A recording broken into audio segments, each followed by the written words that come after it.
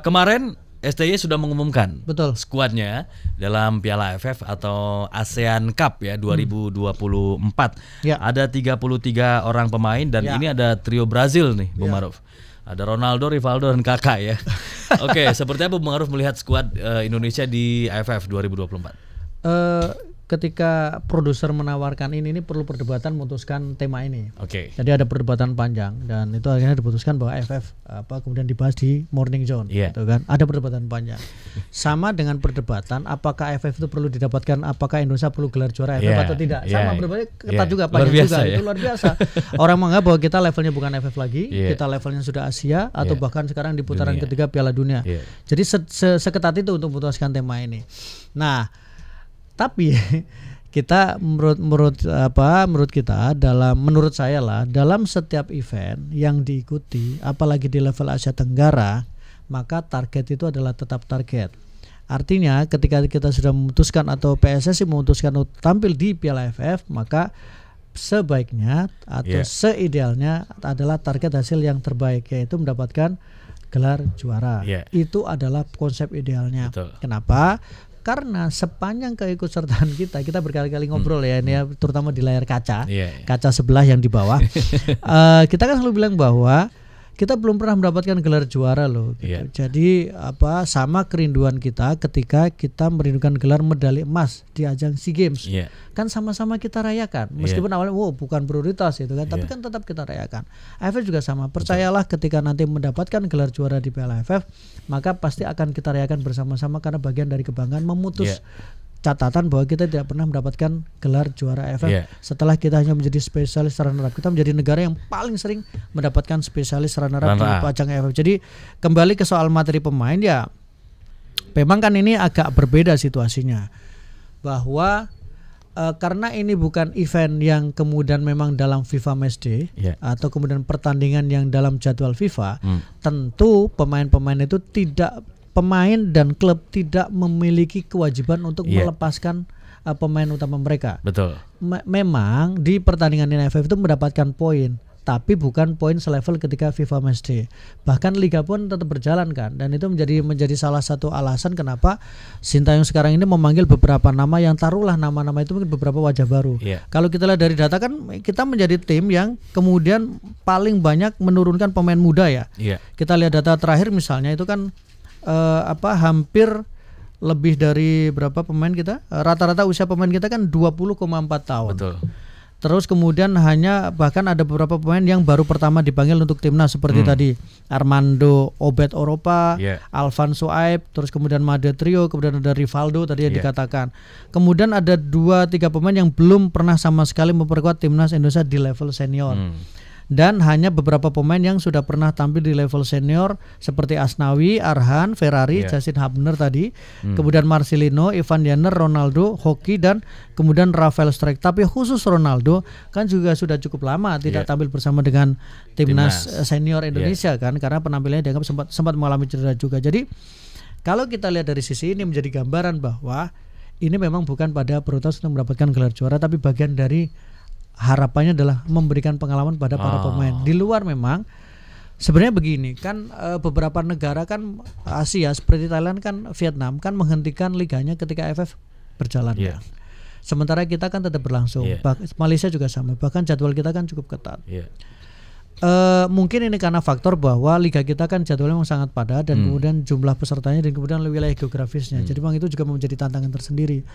Tapi kan harapannya tetaplah bahwa kalau bisa mendapatkan gelar juara, apalagi tren kita baru positif, kenapa kemudian tidak kita manfaatkan momentum itu? Seperti itu sih. Ya, mungkin supaya lebih sah ya bahwa gelar juara ini kan akan menjadi legitimasi bahwa memang kita jawaranya ASEAN. Jawaranya ASEAN. Memang kita sekarang berada di putaran ketiga, tapi kan perjalanan masih harus kita lihat lagi. Dan kalau kita lihat kan, taruhlah gini, seperti naik tangga lah. Akhirnya ada mood booster. Kita ingat lagi ketika kita lama tidak mendapatkan gelar juara dan kemudian kita menjadi juara di Piala AFF tahun 2013 ya, kalau tidak salah. Efeknya apa ketika itu? Tiba-tiba kita selalu rutin menjadi juara kan. Tiba-tiba U16 kita dengan begitu mudahnya kita juara, U22 kita juara, kemudian U19 kita juara lagi, kemudian di ajang SEA Games kita mendapatkan medali emas. Yeah. Kan seperti ada U50 yang belum. U50 kita yang main. Nah, ya makanya belum. Nah, kayak kita nggak main-main kayaknya. Nah, itu kemudian harapannya ketika kita bisa juara AFF, kemudian bisa menegaskan dominasi atau kemudian ketegasan bahwa kita memang yang terbaik di Asia Tenggara. Karena kalau kita bicara sisi peringkat, kita masih di bawah Thailand. Nah, kalau kita menjadi juara, kita berarti bisa mengatakan bahwa Thailand sekarang kita bisa menggusur dominasi Thailand seperti futsal. Betul. Kan ketika juara kita bilang bagus, tapi begitu kita juara kita sama mengatakan bahwa kita di atasnya Thailand sekarang futsal Indonesia. Nah, kalau kemudian kita bisa melakukan itu di AFF, maka itu akan menjadi semakin legitimasi. Yang kedua, baru kemudian bicara soal setelah ini, mungkin itu bisa menjadi booster bahwa setelah kita terbaik di Asia Tenggara, kenapa kita tidak menjadi terbaik di level Asia? Tahapan-tahapan itulah yang harapannya ini menjadi step tangga awal untuk kita kemudian ke step kedua, kemudian ke step 3. Apakah penting tidak penting? Semua turnamen adalah penting ketika diputuskan untuk ikut. Ketika tidak ikut ya udah mending, ketika tidak penting atau tidak ada target yang mendingan tidak usah ikut. Iya benar-benar. Supaya mengurangi perdebatan juga siapa sih jawara ASEAN gitu. Karena masing-masing negara masih saling klaim dong. Semua mengklaim masing-masing. Memang sama seperti misalnya Singapura ketika mereka sempat dominasi juara AFF, setelah itu kan penampilan mereka menurun. Tapi kalau kemudian bicara gelar kan mereka kan yang dicatat dalam sejarah sepak bola adalah yang jumlah gelarnya. Sama seperti misalnya ketika dulu Liverpool tidak pernah mendapatkan juara di era modern di Liga Primer. Ketika mereka mendapatkan itu makin mensahkan bahwa mereka memang tim kuat di Inggris gitu. Atau kemudian ketika Chelsea mendapatkan gelar di seluruh event tingkatan. Itu kan makin podcast memang ini ada dampaknya. Jadi harapannya adalah ketika nanti mendapatkan gelar di AFF, dan itu harus menjadi motivasi. Jadi sebisa mungkin pendukung kita juga tetap memberikan afirmasi positif kepada para pemain yang sekarang untuk kemudian tidak kemudian menganggap remeh mereka. Bahkan kan kalau kita lihat ada pemberitaan yang mengatakan bahwa Sintayong dikritik gara-gara memanggil beberapa nama yang sudah menjadi langganan di timnas Indonesia, misalnya Jenner, misalnya Marcelino, Rafael Struijk, itu kenapa harus dipanggil lagi? Kenapa tidak diberikan waktu untuk ke timnas? Ya kan artinya ada target tetap. Karena ini tetap butuh pendampingan dan butuh pemain yang sudah tahu betul bagaimana karakter dari Sintayong. Jadi kita berharap tetap juara. Dan ini juga masih difilter lagi kan nanti untuk 23. Memperebutkan 23. Betul, masih menjadi 23. Dan mudah-mudahan penampilan timnas di AFF ini juga menjadi pemersatu bangsa lagi setelah pilkada nih Bu Maruf. Biasanya kan terjadi perpecahan nih di keluarga, beda pilihan politik, bahkan sampai ada yang ribut-ribut kemarin sampai pakai celurit tuh.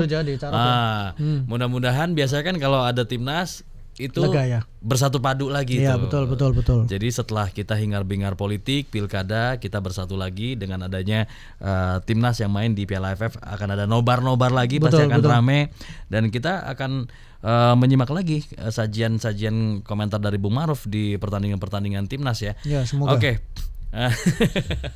Ini kayaknya dalam nih makna semoganya ini. Closing. Sedikit. Peluangnya gimana Bung Maruf? Ya, dengan usia yang sekarang saya pikir kita tetap punya peluang dengan kematangan yang dimiliki dan ya seperti tradisi fase grup kita lolos dan mungkin kita ke final kita lolos dan kita berharap bisa mendapatkan gelar juara. Apapun itulah. Oke, baik kalau begitu. Kita akan dukung terus ya timnas Indonesia akan berlaga di AFF atau ASEAN Cup 2024. Mudah-mudahan bisa sampai partai puncak dan menjadi juara. Amin. Oke, Bung Maruf terima kasih sama-sama komentarnya. Kita ketemu lagi ya di lain kesempatan. Sehat selalu ya Bung Maruf. Thank you. Dan oke Zoners dan juga pendengar TDI sampai di sini kebersamaan kita di Morning Zone edisi hari ini Selasa tanggal 26 November 2024. Ketemu lagi besok di jam yang sama.